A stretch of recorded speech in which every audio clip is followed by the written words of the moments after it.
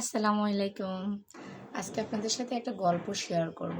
সেজন্য একটা শর্ট ভিডিওতে আসা আরকি। গল্পটা হচ্ছে এরকম, আম জানি না ভাগ্য আমাকে নিয়ে কীরকম খেলা খেলে। যাই হোক তারপরও সর্বোপরি বলব আমি আলহামদুলিল্লাহ।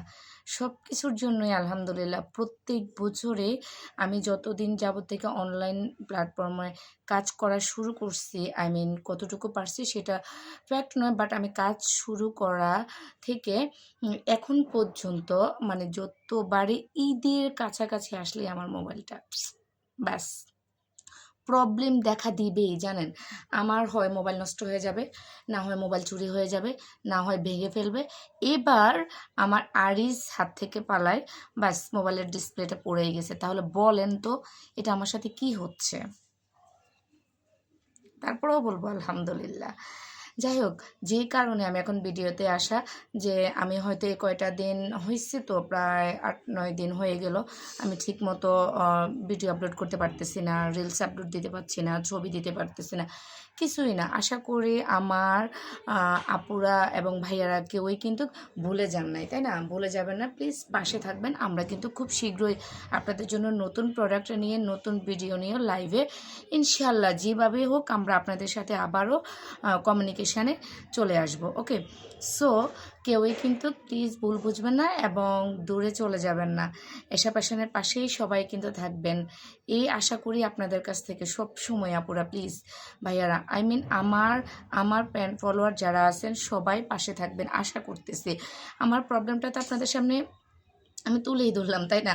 যে আমার সাথে যে কি হয় আমি জানি না। ঈদ আসলে আমার মোবাইলের উপরে হামলা হামলা আসবে। যাই হোক, তারপরে আলহামদুলিল্লাহ বললাম, যেহেতু ছেলে মোবাইল নষ্ট করে ফেলছে, কিছুই করার নাই।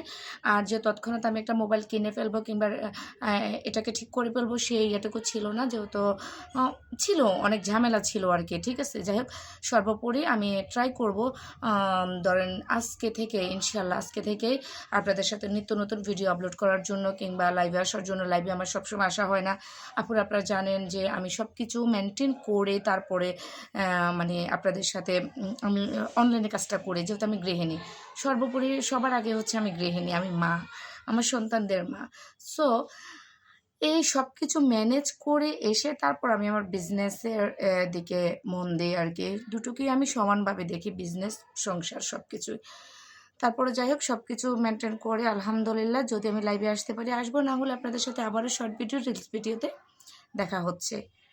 কেউই কিন্তু দূরে চলে যাবেন না কিংবা ভুলে যাবেন না, প্লিজ সবাই আবারও ফিরে আসবেন এশা প্যাশন পেজে আপনাদের পছন্দের ড্রেসটা নেওয়ার জন্য, যেহেতু সামনে আমাদের ঈদ আর একদমই দেরি নয় আপুরা। ঠিক আছে, পছন্দের ড্রেসগুলো পারচেস করার জন্য অবশ্যই এশা প্যাশন পেজে একটা লাইক, শেয়ার, কমেন্ট সব কিছু করে রাখবেন।